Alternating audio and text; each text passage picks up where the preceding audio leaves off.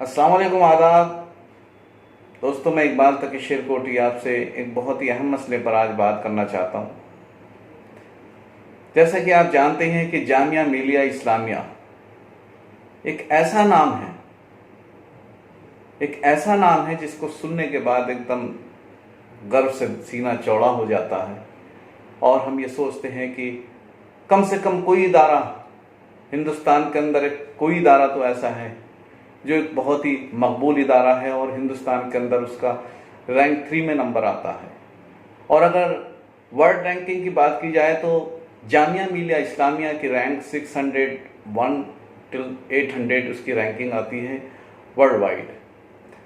अब हम जब देखते हैं जामिया यूनिवर्सिटी को, तो जामिया यूनिवर्सिटीज़ के जो स्टूडेंट्स हैं जो इसको पास आउट करके जाते हैं वो दुनिया के अलग अलग हिस्से में जाकर अपना मुकाम बनाते हैं और अपनी पहचान वहाँ पर छोड़ते हैं और बताते हैं कि हम जामिया मिलिया इस्लामिया यूनिवर्सिटीज़ के पढ़े हुए हैं। और उनकी काबिलियत और उनका जो लब लहजा होता है वो इस बात की गवाही देता है। वो बताता है कि ये जामिया मिलिया इस्लामिया के पढ़े हुए बच्चे हैं, वहाँ के पास आउट हैं, वहाँ से डिग्री हासिल किए हुए हैं। लेकिन आप जब ये देखते हैं कि हम जामिया मिलिया इस्लामिया को देखते हैं तो जामिया मिलिया इस्लामिया की जो बिल्डिंग है और जो इसका इंफ्रास्ट्रक्चर है वो वाकई काबिल तारीफ है। लेकिन अगर आप इसका एक दूसरा पहलू देखेंगे, जो कि आपको मैं बताना चाहता हूँ कि जामिया मिलिया इस्लामिया की स्कूलिंग जो है वो अपना खुद का बोर्ड है और वो ऐसा ही है जैसा कि कोई मोर होता है। मोर नाचता है और खुश होता है अपने पैरों को देखकर, अपने पंखों को देखकर, जब वो उन पंखों को फैलाता है। लेकिन जब वो अपने पैरों की तरफ देखता है तो रोने लगता है। ठीक उसी मोर की तरह जामिया मिलिया इस्लामिया के जो स्कूलिंग सिस्टम है ठीक उसी मोर की तरह है कि वो नाचता रहता है और फिर उसके बाद जब अपना पैरों की तरफ देखता है तो रोने लगता है, क्योंकि उसके पैर बिल्कुल बहुत ही बदनुमा होते हैं। इसी तरह से जामिया मिलिया इस्लामिया की स्कूलिंग जो है वो बिल्कुल ऐसी पिछड़ रही है, ऐसी बिल्कुल पीछे जा रही है कि आप कह ही नहीं सकते। बिल्कुल इसका बिल्कुल जीता जागता उदाहरण, इसकी जीती जागती मिसाल मैं खुद हूँ। मेरा अपना एक छोटा सा बच्चा जामिया मिलिया इस्लामिया में पढ़ता है।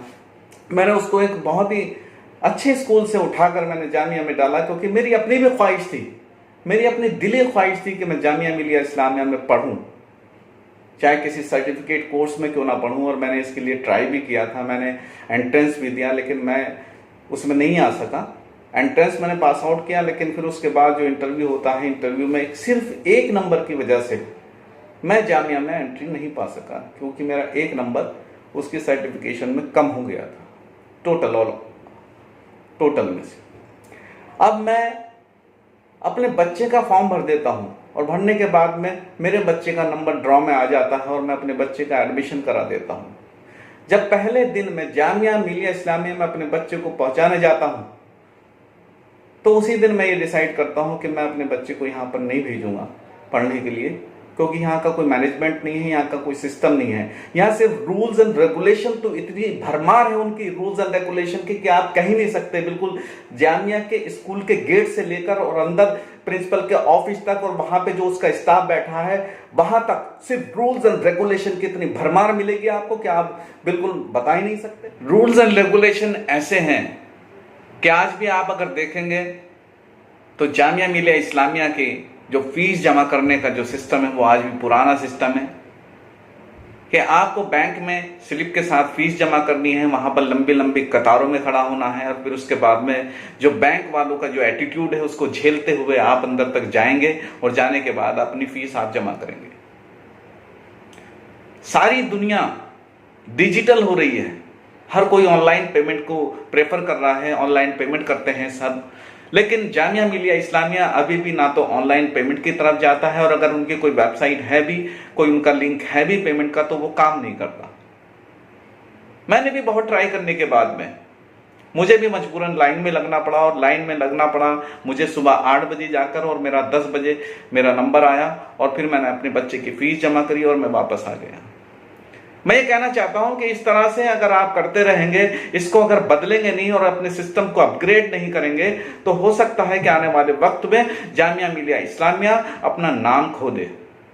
तो अगर आप जामिया मिलिया इस्लाम के नाम को बचाना चाहते हैं तो आपके अपने सिस्टम को बदलना होगा, थोड़ा सा इसको थोड़ा सा अपग्रेड करना होगा, ताकि लोगों को परेशानी ना हो, बच्चों को परेशानी ना हो, उनके पेरेंट्स को परेशानी ना हो, और वो आसानी से अपनी फीस को ऑनलाइन जमा कर सकें, ऑफलाइन जमा कर सकें, और बिल्कुल आसानी से वो चेक या किसी भी पेमेंट मोड में वो जमा कर सके, उनके लिए कोई बाउंडेशन ना हो। तो अगर ऐसा होगा तो बहुत अच्छा। लेकिन वहां पे मैनेजमेंट के नाम पे जीरो है, टीचिंग के नाम पे जीरो है, और वहां का जो ये क्या कहते हैं आपकी इसका जो पढ़ाने का तरीका है वो बिल्कुल एकदम हटके है। एकदम हद ये हो गई कि आज मेरा बच्चा सेकंड क्लास में है, जब वो यूनिट टेस्ट देकर आता है, यूनिट टेस्ट का वो पेपर वो घर पर लाता है, तो मैं उसे देखता हूं यूनिट टेस्ट के पेपर को, जो कि हैंड रिटन स्क्रिप्ट में लिखा हुआ था, जैसे कि कोई ये डांसिंग स्क्रिप्ट होती है उस तरह से वो हैंड रिटन लिखा हुआ था, हैंड रिटन। और उसके बाद उसकी कॉपीज करने के बाद में वो बच्चों को डिस्ट्रीब्यूट कर दिया, उससे यूनिट टेस्ट लिया गया। एक 2 सेकंड क्लास में पढ़ने वाला बच्चा किसी ऐसे टीचर की जो बिल्कुल वेल क्वालिफाइड टीचर हो, और उसकी जो हैंडराइटिंग है, जो कर्सिव हैंडराइटिंग है, जो उसकी स्क्रिप्ट है, वो कैसे पढ़ पाएगा वो बच्चा। तो आप ये भी नहीं कर सकते थे कि उस यूनिट टेस्ट के पेपर को आप उसको प्रिंट करा लेते ताकि बच्चा उसको पढ़ लेता, उसको स्पेल करके पढ़ लेता, लेकिन ऐसा कुछ नहीं है। वहां पे इसके नाम पे जीरो है। अब एक बार पीटीएम होती है, पीटीएम होने के बाद में, ये पिछले साल की बात कर रहा हूं, पीटीएम में जब मैं गया था तो मैंने अपने बच्चे के परफॉर्मेंस को जानना चाहा कि क्या परफॉर्मेंस है। तो परफॉर्मेंस तो सो ही थी, बिल्कुल उसमें कोई सुधार नहीं था। बाकी जो पिछले स्कूल से, मैं उसका नाम नहीं बताऊंगा, मेरा एक बच्चा वहां पे ऑलरेडी अभी भी पढ़ता है, जब मैं वहां उनको बोला कि ये बच्चा मैंने उस स्कूल से उठाकर यहां पर लाया हूं, तो उन टीचर का ये जवाब था कि आपने ये क्या कर दिया, उस स्कूल की तो पढ़ाई बहुत अच्छी है, वहां से क्यों उठा दिया आपने, और यहाँ की स्कूलिंग तो बहुत बेकार है। जब एक टीचर इस बात को बोलते हैं तो ये समझिएगा कि कोई और क्या बोलेगा इस बारे में। और वहां पे जितने भी टीचर्स हैं, ज्यादातर जो टीचर स्कूल में पढ़ाते हैं, उनके सभी बच्चे बाहर किसी प्राइवेट स्कूल में पढ़ रहे होते हैं। आप देख लीजिएगा, इसकी आप इंक्वायरी कर लीजिएगा, अगर आपको ऐसा ना मिले तो आप मेरा नाम बदल देना। लेकिन कोई इस तरफ ध्यान देने वाला नहीं, ना ही कोई इस तरफ देखने वाला है। बहुत लोग आवाज उठाते हैं, बहुत लोग बात करते हैं, तो उनको जवाब से टका सा ये दिया जाता है कि अगर आपको यहाँ का स्कूलिंग सिस्टम पसंद नहीं है, यहाँ का ये पसंद नहीं है सिलेबस, और यहाँ का अंदाज पसंद नहीं है पढ़ाने का, तो आप अपने बच्चे को हटा लीजिएगा। लेकिन वो लोग नहीं बदलेंगे। चाहे आप अपने बच्चे को हटा लीजिएगा, किसी सरकारी स्कूल में डालिएगा, किसी प्राइवेट स्कूल में डालिएगा, या कहीं भी डाल दीजिएगा, क्या मतलब है आपका यहाँ पढ़ाने का जामिया में। और इसका आपने ये देखा ही है कि जब एडमिशन जो इसका सिस्टम है वो आपने बहुत अच्छी तरह से देखा है कि कितना फेयरली बिल्कुल इतना एडमिशन किया जाता है, और कितने बिल्कुल रूल्स एंड रेगुलेशन के साथ में एडमिशन किए जाते हैं। सिर्फ रूल्स एंड रेगुलेशन से कुछ नहीं होता साहब, इसके लिए आपको बहुत कुछ करना होता है। वो सब करना होता है जिससे बच्चे की ग्राउंड मजबूत हो, बच्चे का जो फाउंडेशन है वो मजबूत हो, ताकि वो आगे चलकर कुछ बन सके। इस तरह से अगर आप बच्चों को पढ़ाओगे तो ये कहीं भी किसी भी कंपटीशन को कंप्लीट नहीं कर पाएंगे, ये कहीं नहीं जा पाएंगे। अगर आपकी स्कूलिंग अच्छी नहीं होगी तो आप इन बच्चों का भविष्य बर्बाद कर रहे हैं बिल्कुल सरासर, और इस बात को आपको सोचना होगा।